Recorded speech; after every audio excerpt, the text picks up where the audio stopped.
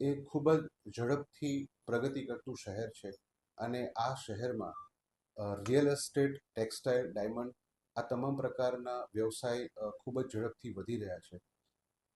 Real એસ્ટેટના વ્યવસાયમાં ઘણી વખત અમુક જે ચીટિંગ કરવાના આશયથી લોકો હોય એ રોકાણકર્તાઓને ખોટી વિશ્વાસઘાત અને લાલચ આપી અને તેઓની સાથે છેતરપિંડી કરતા હોય છે.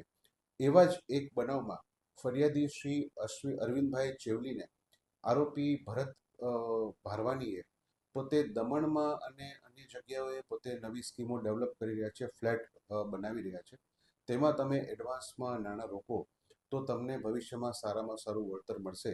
આ રીતનો વિશ્વાસ આપી ફરિયાદી તથા અન્ય સાહેદો પાસેથી 1 કરોડથી વધારે રકમના નાણાં મેળવી લઈ અને ત્યારબાદ જે દમણમાં અને સેલવાસમાં જે ફ્લેટ બનાવવાના જે બાંહેધરી આપેલી હતી ત્યાં કન્સ્ટ્રક્શન અધૂરું મૂકી અને આરોપી નાસી ગયેલ. જે અનુસંધાને ફરિયાદીશ્રીએ અમારો સંપર્ક કરતા તેઓની ફરિયાદના આધારે ગુનો નોંધી અને આરોપી ભરત ભારવાનીની ધરપકડ કરેલ છે. આરોપી હાલ રિમાન્ડ હેઠળ છે. આરોપી આરોપી વિરુદ્ધમાં